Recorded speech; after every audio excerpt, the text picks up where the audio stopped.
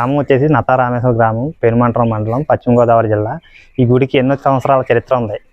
ఈ ఇలా వచ్చేసరికి మనకి గాలిగోపురం పైకి వెళ్ళడానికి మెట్లు అన్నమాట. ప్రజెంట్ అయితే ప్రత్యేకత. మీరు ఏ గుడిలో చూసినా కూడా తూర్పు ముఖ ద్వారం కింద ఉంటారు, కానీ ఇక్కడ స్వామివారు పశ్చిమ ముఖ ద్వారం కింద ఉన్నారన్నమాట. నీటిలో మునిగి ఉండి ఒక ప్రత్యేకమైన అయితే ఈ స్వామివారు పశ్చిమాభిముఖంగా ఉండడం మరో ప్రత్యేకత. శివునికి ఇష్టమైన వైశాఖ మాసంలో మాత్రమే ఆలయంలో నీటిని పూర్తిగా తోడి శివలింగాలను పూజించడానికి కానీ అభిషేకం కానీ చేస్తారు. ఈ నెలలో మాత్రమే శివ దర్శనం ఉంటుంది. వైశాఖ మాసంలో ఒక్క నెలలోనే ఉంటుందన్నమాట. ఈ స్వామిని పల్లరహాలు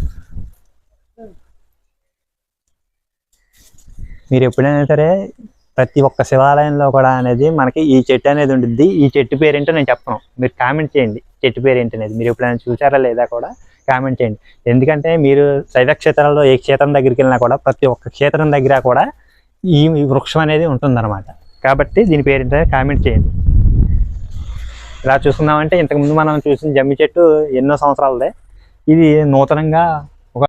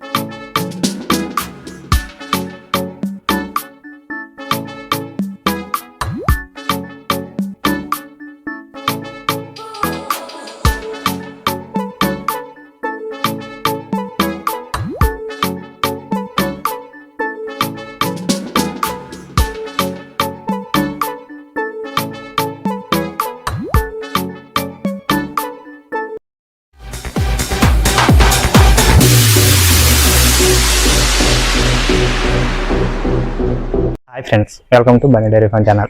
మనం ఇప్పుడు నత్తారామేశ్వరం అనే గ్రామంలో ఉన్నాము. ఇక్కడ ఎంతో ప్రసిద్ధి చెందినటువంటి శివాలయం ఉందన్నమాట. ఇది గ్రామం వచ్చేసి నత్తారామేశ్వర గ్రామం, పెనుమంట్రం మండలం, పశ్చిమ గోదావరి జిల్లా. ఈ గుడికి ఎన్నో సంవత్సరాల చరిత్ర ఉంది. ఈ గుడిని వచ్చేసి త్రిలింగ క్షేత్రం అని పిలవడం జరుగుతుంది. ఎందుకనంటే రాముడు, లక్ష్మణుడు, పరశురాముడు ముగ్గురు కలిసి ఇక్కడ 3 శివలింగాలను ప్రతిష్ఠించడం జరుగుతుంది. మన శివరాత్రికి అనేది మేము రాలేకపోయాం. అందుకని శివరాత్రి జరిగిన ఈ 3వ రోజు ఇంకా తీర్థం కూడా పూర్తి కాలేదు, బయట జరుగుతుంది. మొత్తం ఈ గుడి వ్యూ ఎలా ఉంది, ఈ విశిష్టత ఏంటి, ఆ లోపల ఎన్ని మందిరాలు ఉన్నాయి, ఆ మందిరాల్లో ఉన్న దేవుళ్ళని మొత్తం అంతా కూడా చాలా క్లుప్తంగా చూపిస్తాము. ఎక్కడ కూడా మిస్ కాకుండా చూడండి. ప్రతి ఒక్కరికి నచ్చే విధంగా అనేది మన వీడియో ఉండిద్ది. ప్రతి ఒక్కరు కూడా మీరు ఎప్పుడైనా సరే ఈ గుడికి వచ్చారా లేదా కామెంట్ చేయండి. మన బ్యాక్ సైడ్ చూసుకున్నామంటే గాలిగోపురం చాలా హైట్లో కనపడుతుంది. ఎంతో విశిష్టమైనటువంటి ప్రసిద్ధి చెందిన గుడి అనమాట. మీకు లోపలికి వెళ్ళి మొత్తం అంతా చూపిస్తాను, పదండి.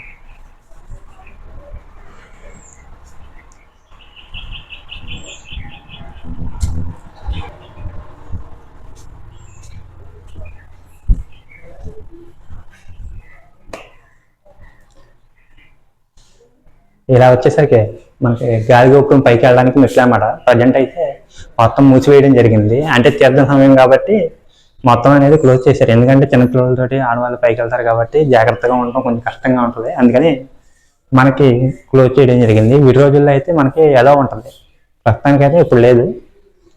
లోపల గుడి లోపల వ్యూ మొత్తం అంతా కూడా చక్కలుప్తంగా చూపిస్తారు. రండి.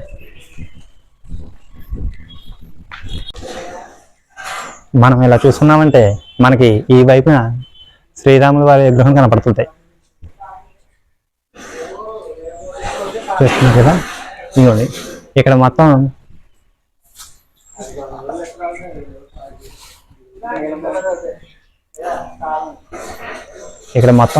శివుడి రూపాలు అన్ని కూడా ఎన్ని జ్యోతిర్లింగాలు ఉన్నాయో అన్ని జ్యోతిర్లింగాలు కూడా ప్రతి ఒక్కటి కూడా ఇక్కడ మెన్షన్ చేయడం జరిగింది.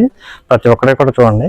ఇది చూసిన తర్వాత లోపలికి వెళ్ళి మనకు ఉన్నటువంటి ఎన్నైతే లోపల చిన్న చిన్న మందిరాలు ఉన్నాయో అవి మొత్తం కూడా చాలా వివరంగా క్లుప్తంగా చూపిస్తాను అనమాట. ఈ గుడికి అనేది ఎన్నో సంవత్సరాల చరిత్ర ఉంది. ఆ చరిత్ర కూడా మీకు చాలా వివరంగా క్లుప్తంగా చూపిస్తాను.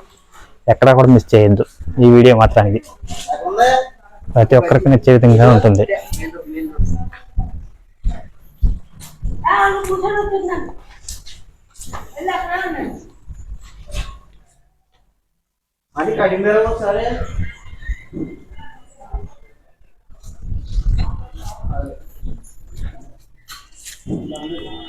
మీరు ఇలా చూస్తున్నారంటే ఇప్పుడు మీరు చూస్తుంది శ్రీ రామాంజనేయ స్వామి వారి దేవాలయం అన్నమాట. మొత్తం ఇందులోనే ఉన్న మొత్తం 7 మందిరాల దాకా ఉన్నాయి. ఈ 7 మందిరాలు కూడా మీకు ప్రతి ఒక్కటే చూపిస్తాను. ఎలా చూస్తున్నారంటే వీరభద్ర స్వామి వారి ఆలయం ఇది వచ్చేసి.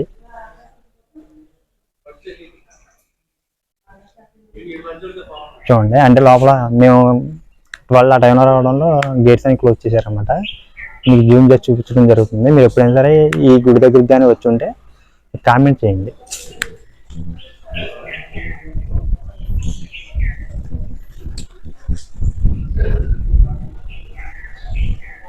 మీరు ఈ మందిరం చూసుకుంటే సుబ్రహ్మణ్యేశ్వర స్వామి వారి మందిరం అనమాట.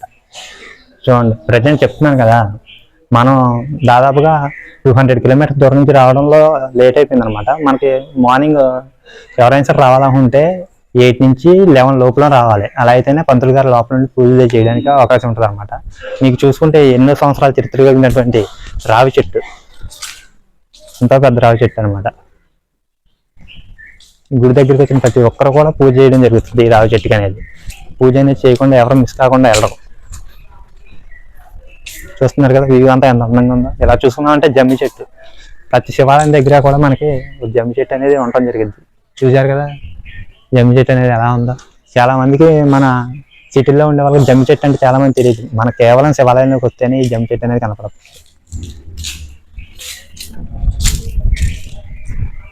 మనకి ఆ వైపు కనపడేది అసలైన మందిరం అన్నమాట, దేవాలయం. రామేశ్వర స్వామి వారు కొలువై ఉన్నది ఇందులోనే. రామేశ్వర స్వామి వారు అని ఎందుకంటున్నామంటే కేవలం రాముల వారి చేతుల మీదుగా ఆయన స్వయంగా ఆ విగ్రహాన్ని ప్రతిష్ఠించడం జరిగిందన్నమాట. చూసుకుంటే మనకైతే లోపలికి సెల్ ఫోన్లు కానీ కెమెరాస్ కానీ ఎలవ్ లేదు. మనకి ఈ ఫ్రంట్ సైడ్ చూసుకున్నామని అంటే రామేశ్వర స్వామి వారికి ధ్వజస్తంభం.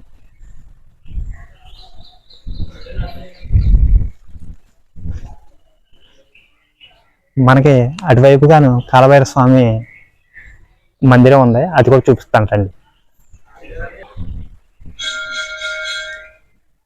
చూస్తున్నారు కదా, కాలభైరవ స్వామి వారి ఆలయం అనమాట.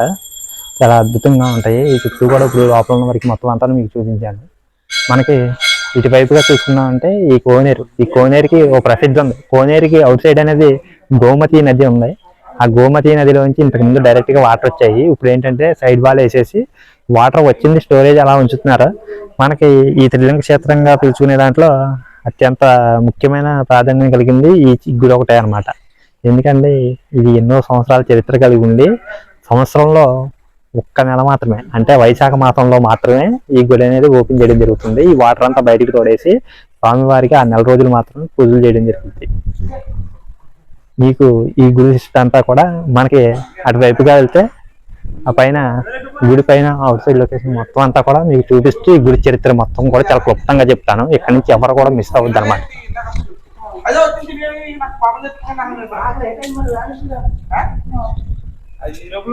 చూస్తున్నారు కదా, వ్యూ అంతా ఎలా ఉంది, మీరు ఎప్పుడైనా గుర్తొచ్చారు లేదా కామెంట్ చేయండి. మీరు ఏ ఊరిని చూస్తున్నారు కూడా కామెంట్ చేయండి.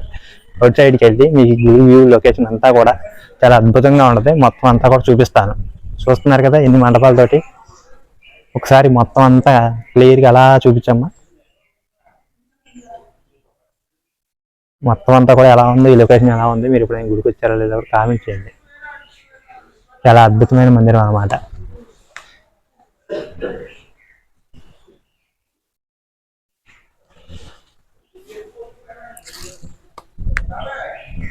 ఇప్పుడు పైకి వెళ్ళి మీకు పైనుంచి వ్యూ మొత్తం ఎలా ఉందో కూడా మొత్తం చూపిస్తాను. ఎలా ఉందో ఒకసారి కామెంట్ చేయండి. అలా చూపించామా గుడి వ్యూ మొత్తం అంతా.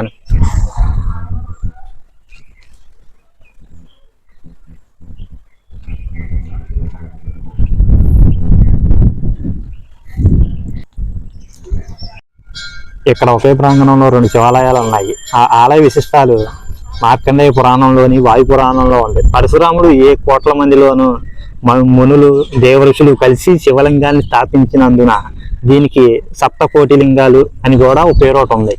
ఈ శివలింగం ఏడాదిలో 11 నెలలు పూర్తి నీటిలో మునిగి ఉండడం ఒక ప్రత్యేకత. అయితే ఈ స్వామి పశ్చిమాభిముఖంగా ఉండడం మరొక ప్రత్యేకత. మీరు ఏ గుడిలో చూసినా కూడా తూర్పు ముఖ ద్వారం కింద ఉంటారు, కానీ ఇక్కడ స్వామివారు పశ్చిమ ముఖ ద్వారం కింద ఉన్నారన్నమాట. నీటిలో మునిగి ఉండి ఒక ప్రత్యేకమైన, అయితే ఈ స్వామివారు పశ్చిమాభిముఖంగా ఉండడం మరొక ప్రత్యేకత. శివునికి ఇష్టమైన వైశాఖ మాసంలో మాత్రమే ఆలయంలో నీటిని పూర్తిగా తోడి శివలింగాలను పూజించడానికి కానీ అభిషేకం కానీ చేస్తారు. ఈ నెలలో మాత్రమే శివ దర్శనం ఉంటుంది. వైశాఖ మాసంలో 1 నెలలోనే ఉంటుంది అన్నమాట. ఈ స్వామిని పల్లరసాలతోటి అభిషేకం చేస్తే ముక్తి పొందుతారని భక్తుల నమ్మకం. అందుకే వైశాఖ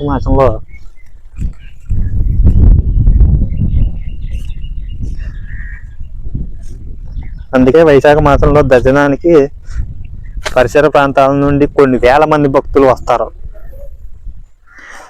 నత్త రామేశ్వరాన్ని మరో శివలింగం రామేశ్వర లింగం. త్రేతాయుగంలో శ్రీరామచంద్రుడు సీతా సమేతుడై వచ్చి ఇక్కడ స్వామివారిని దర్శించుకొని నత్తగుళ్ళలు ఇసుకతో శివలింగాన్ని తయారు చేసి ఈ ఆలయంలో ప్రతిష్ఠించాడని, అందుకనే దీన్ని నత్తరామేశ్వరం అనే పేరు వచ్చిందని నమ్మకం. దీని పేరు మీదుగా ఈ ఊరికి నత్తారామేశ్వరం అన్న పేరు స్థిరపడిందని భక్తులు అంటారు. ఈ స్వామిని దర్శించుకుంటే విఘ్నాలు కలుగుతుందని, అపమృత్యు భయం ఉండదని భక్తుల నమ్మిక. కాశీ క్షేత్రంలో లాగా ఈ క్షేత్రానికి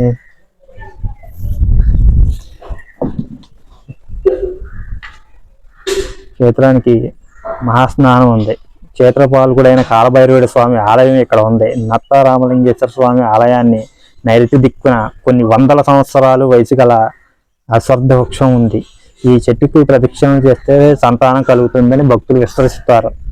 నత్త రామేశ్వరం మూర్తి చిన్న పరిమాణంలో గ్రామ కంఠాన్ని కనిపిస్తూ మూర్తిని పోలి ఉంటుంది. ఈ నత్త రామేశ్వర స్వామిలో వేరొక శిలపై 2 సన్నని నత్తగుళ్ళ నుండి ఉన్నట రాతిని చూపుతూ ఆ నత్తల కారణంగా రామేశ్వరుడి నత్త రామేశ్వరుడు అనబడతారు.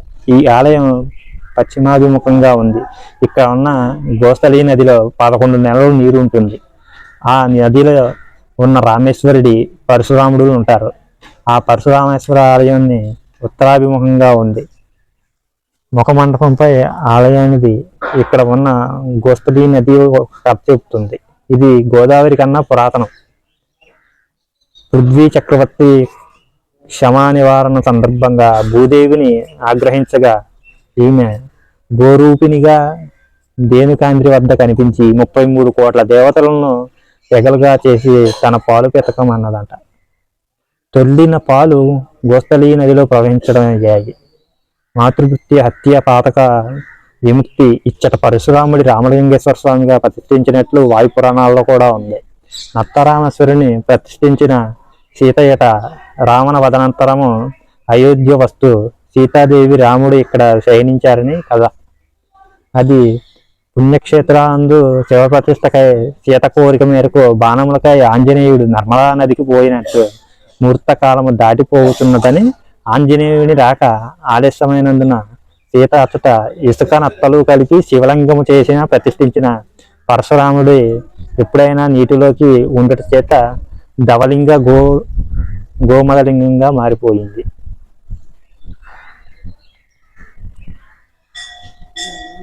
అందుకనే దీనికి నత్తారామేశ్వరం అని పేరు వచ్చడం జరిగింది.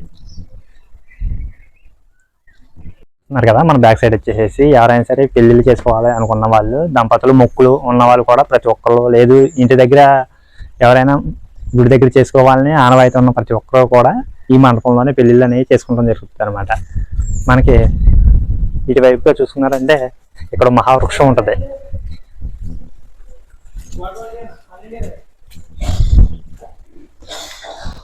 చూస్తున్నారు కదా,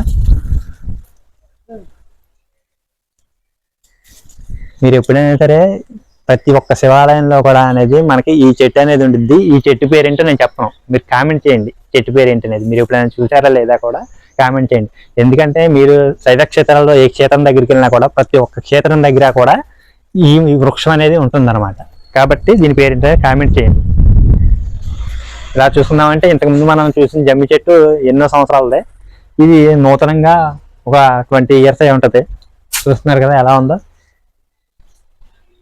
మనకి భక్తులు వచ్చిన వాళ్ళకి కోనేటిలో స్నానం చేసిన తర్వాత ఇలాగ ఇక్కడ ట్యాప్స్ కూడా ఉన్నాయన్నమాట. ఇక్కడ కూడా స్నానాలు చేస్తారు. చూశారు కదా వాటర్ అనేది ఏ విధంగా వస్తుందో. ఎందుకంటే కోనేటిలో వాటర్ ఎక్కువ శాతం నిల్వ ఉండడం వల్ల అనేది కొంచెం ఇబ్బందికరంగా ఉంటుంది. కాబట్టి వచ్చి ఇక్కడ కూడా స్నానాలు ఆచరించి దైవ దర్శనం చేసుకుంటారు. మనకి అవుట్ సైడ్ చూసుకున్నారంటే ఈ శివరాత్రి సందర్భంగా అనేది ఆ బాత్రూమ్ ఫెసిలిటీస్ అనేది ఆల్టర్నేట్ గా అనేది ఏర్పాటు చేయడం జరిగింది అనమాట. చూశారు కదా, దాదాపుగాను మొత్తం పరశురాముడి గారి చేత ఏర్పాటు చేయబడిన గుడి అనేది నీటి మట్టంలో మునిగిపోయి ఉండేది. మనకి మోటార్ సహాయంతో అనేది భక్తులు స్నానాలు ఆచరించడం కోసం అనేది మోటార్ సహాయంతో వాటర్ని కొంత మేరకు బయటకు పంపించి ఇక్కడ మన శివరాత్రికి స్నానాచరించడం అనేది జరిగింది అనమాట. చూశారు కదా మొత్తం గుడి వ్యూ అంతాను ఎలా ఉందనేది. ఇంకా అవుట్ సైడ్ వెళ్ళి మొత్తం గుడి పురాణ చరిత్రలో ఇక్కడ మెన్షన్ చేసినటువంటి బోర్డులు, ఆలయ చరిత్ర ఏమన్నా సరే ఉన్నాయి అని అంటే ప్రతి ఒక్కటి కూడా మీకు చూపిస్తాను. పదండెల్లో చూస్తున్నారు కదా మండపం వ్యూ మొత్తం అంతా ఎలా ఉందో చూస్తున్నారు కదా. ఇప్పుడు మనం అనేది ఇంతకుముందు మొక్కుబళ్ళు ఉన్న వాళ్ళు పెళ్ళిళ్ళే చేసుకుంటారన్నాం కదా. చిన్నపిల్లలకి అన్నసంతర్పణ చేసుకునే వాళ్ళు కూడా ప్రతి ఒక్కరికి కూడా మనకి మంచి ఫెసిలిటీస్ అనేది కల్పించారన్నమాట. ఇప్పుడు చూసుకున్నట్లయితే ఇప్పటి వరకు గుడి వ్యూ అంతా కూడా కింద నుంచి చూపించాను కదా. ఇప్పుడు ఇది వచ్చేసి పైన అనమాట. మొత్తం అంతా కూడా మనకి శివరాత్రి సందర్భంగా అనేది భక్తులు ఎండలో అలమటించిపోకూడదని చెప్పేసి మనకి తాటాకులతో మొత్తం చుట్టూ గుడిని అంతా కూడా కవర్ చేయడం జరిగింది. దానికోసమనే మీకోసం నేను పైకి చూపిస్తున్నాను. మీరు అలా చెట్టు చూస్తున్నారా అంటే ఆ చెట్టు చూశారు కదా, అది మారేడు చెట్టు అనమాట. మారేడుకాయలు కనపడుతుంది కదా మొత్తం అంతాను. మనకు కేవలం ఈ మారేడు చెట్టు అనేది మన శివాలయాల్లో మాత్రమే ఉంటాయి. ఈ మారేడు చెట్టుకు ఉన్నటువంటి కాయలకు ఒక ప్రత్యేకత ఉంది. ఆ కాయలు అనేవి మనకి క్యాన్సర్ని కూడా నిరోధించే శక్తి అనేది ఆ కాయల్లో ఉంటుంది. అది చాలా తక్కువ మందికి తెలుసు. ఈరోజు ఇంగ్లీష్ మెడిసిన్కి మొత్తానికి అలవాటు పడిపోయి నాటు వైద్యాల గురించి ప్రజలకు చాలా పెద్దగా తెలియకపోవడం వల్ల అనేది వాటి ప్రాముఖ్యత అనేది మీకు తెలియకుండా అయిపోయింది. కానీ వాటికి చాలా ప్రాముఖ్యత ఉంది. క్యాన్సర్ని కూడా నివారించే శక్తి అనేది ఈ మారేడు చెట్టులోని మారేడు ఫలాల్లో ఉంటుందన్నమాట. కేవలం మన పురాతన కాలంలో ఈ దేవాలయాల్లో మనకి ఈ వృక్షాలు పెట్టిన ప్రతి వృక్షం కూడా దానికి ఆరోగ్యాలను మెరుగుపరిచేటటువంటి వృక్షాలు మాత్రమే ఉంటాయి. కానీ ఇప్పుడు ఉన్నటువంటి నూతన కాలాన్ని బట్టి, కాలక్రమాన్ని బట్టి ఉన్న వృక్షాలన్నీ కూడా నరికేసి మనకు అందుబాటులో ఉన్న వాటిని కూడా నాశనం చేయడం జరుగుతుంది. కేవలం మనకి దేవాలయాల్లో మాత్రమే మనకి ఈ విధంగా కనబడతా ఉంటాయి అనమాట. మనం వీటిని జాగ్రత్తగా కాపాడుకోగలిగితేనే రాబోయే తరాలకు మంచి భవిష్యత్తును మనం అందించడం జరుగుతుంది. కాదండి, మన కిందకెళ్ళి మిగతా వ్యూ అంతా చూపిస్తాను. చూశారు కదా ఈ గోపురం, చూశారు కదా. మనకి ఆ రావి చెట్టుకు కూడా మంచి ప్రత్యేకత ఉంది. ఏంటంటారు, సంతానం లేని వారు దాని చుట్టూ కూడా 7 వారాలు ప్రదక్షిణ చేశారు అని అంటే ఆ రావి చెట్టు చుట్టూ మీకు సంతాన భాగ్యం అనేది కలుగుద్ది అని చెప్పేసి ఇక్కడ ప్రజలందరూ కూడా నమ్మడం జరుగుతుంది. కాబట్టి చూశారు కదా, ప్రతి ఒక్కరికి మన వీడియో నచ్చిందని ఆశిస్తున్నాను. కిందకెళ్ళి ఆ వ్యూ అంతా కూడా చూపించి మన వీడియో ఎండ్ చేద్దాం ఇంకో 2 నిమిషాల్లో. పదండి. చూస్తున్నారు కదా, ఇది వచ్చి వెలగ చెట్టు అనమాట. అంటే ఫ్రూట్స్ లేవు, ఫ్రూట్స్ ఉంటే చూపించేవాడిని. మనకి వెలగ చెట్టు, మారేడు చెట్టు, నాగబంధనం చెట్టు అన్నీ కూడా మనకి మారేడు చెట్టు, జమ్మి చెట్టు ఇవన్నీ కూడా మనకు మన శివాలయంలో కనపడతాయి. ఏ శివాలయంలోకి వెళ్ళినా సరే కంపల్సరీగా అనేది ఉంటాయి. మీకు ఇంతకుముందు కామెంట్ చేయండి అన్నాను కదా, మిమ్మల్ని ఊహించే ఇష్టంగా చెప్పేస్తున్నాను. నాగబంధనం చెట్టు అనమాట. మరి ఇంకోసారి ఆ చెట్టు చూపించి చెప్తాను. తెలియని వాళ్ళు మీకు అంతకుముందు నాగబంధనం చెట్టు అని తెలుసో లేదో కామెంట్ చేయండి. ఇలా చూసుకున్నట్టయితే మనకి ఇక్కడ ఉసిరి చెట్టు కూడా కనపడుతుంది. చూశారు కదా పైన మనకి ఈ సీజన్ కాబట్టి పైన ఫ్రూట్స్ కూడా కనపడుతుంది అనమాట. ప్రతి ఒక్కళ్ళు కూడా మన శివాలయానికి వచ్చిన వాళ్ళు ప్రతి ఒక్కళ్ళు కూడా ఉసిరి చెట్టుకు కూడా పూజలు చేసుకుని వెళ్ళడమే జరుగుతుంది. ఇక్కడ పూజలు చేసుకున్న తర్వాతే లోపల శివాలయంలోకి ఎంటర్ అవుతారు. లోపల శివ దర్శనం చేసుకుని అప్పుడు మాత్రం అనేది ఇంటికి వెళ్ళడం జరిగింది. ఈ ఉసిరి చెట్టుని మాత్రం ఎవరు మిస్ అవ్వరు.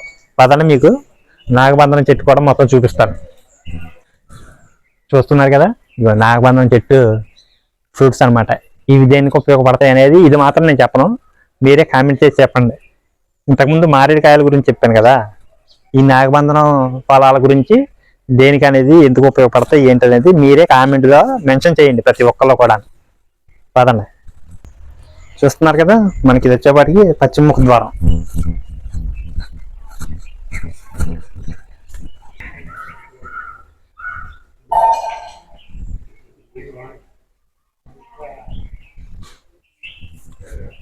చూస్తున్నారు కదా, ఆలయ ప్రసిద్ధి చెందినటువంటి వివరాలన్నీ కూడా ఈ బోర్డులోనే ఉంటాయి. చూడండి, మొత్తం చరిత్ర వివరం అంతా కూడా అందులో మెన్షన్ చేసి ప్రతి ఒక్కరు కూడా చూసుకుని చదువుకోండి. మీరు వచ్చినట్టుగా మొత్తం అంతా కూడా మేమే చూపిస్తున్నాం. ఈ స్థల పురాణానికి ఎంత చరిత్ర ఉందో చరిత్ర అంతా కూడా ఈ బోర్డులోనే మెన్షన్ చేస్తుంది. ఎవరు కూడా మిస్ అవ్వద్దు. చూస్తున్నారు కదా, మొత్తం ఈ స్తంభాలతో మండపం ఉందో మొత్తం అంతా కూడా రాతి స్తంభాలు అన్నమాట. ఈ మధ్య కాలంలో ఏర్పాటు చేసినటువంటిది కాదు ఇది. ఇది దాదాపుగా 9000 సంవత్సరాల క్రితం అనేటువంటిది ఏర్పాటు చేయడం జరిగింది. మొత్తం అంతా కూడా ఈ మండపం లొకేషన్ ఎలా ఉంది ఏంటనేది మొత్తం అంతా చూపిస్తాను. మీ ఊర్లో కూడా ఎలాంటి మండపాలు ఉన్నాయా లేదా, ఎలాంటి శివాలయాలు ఉన్నాయా లేదా కంపల్సరిగా మీరు మెన్షన్ చేయండి. ఎందుకంటారేమో స్వామివారి ఉత్సవ విగ్రహాలని ఇక్కడే మనకి పూజలు చేయడం జరుగుతుంది అనమాట. మిగతా అంతా కూడా స్వామివారి నిజరూప విగ్రహాలన్నీ కూడా లోపల ఉంటాయి. దేవుడికి ఉత్సవం చేసేటప్పుడు మాత్రమే ఈ మండపాన్ని ఉపయోగిస్తారు.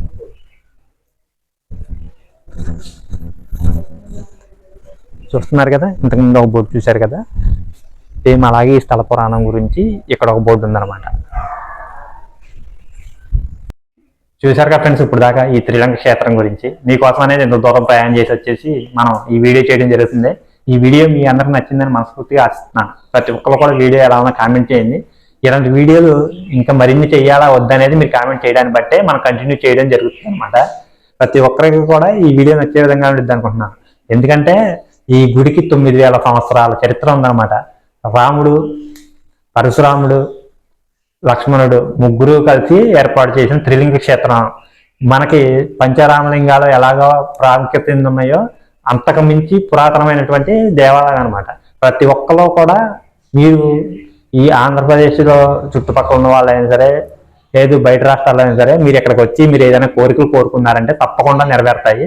ప్రతి ఒక్కరు కూడా కుదిరినంత వరకు కూడా ఈ గుడి దగ్గరికి వచ్చి ఈ రామలింగేశ్వర స్వామి వారిని దర్శనం చేసుకోవాలని మనస్ఫూర్తిగా కోరుకుంటున్నాను. ప్రతి ఒక్కరికి మన వీడియో నచ్చితే లైక్ చేయండి, షేర్ చేయండి, కామెంట్ చేయండి, మన ఛానల్ సబ్స్క్రైబ్ చేయండి. కొత్తగా చూసిన వాళ్ళైతే గంట సింబల్ మోగించండి.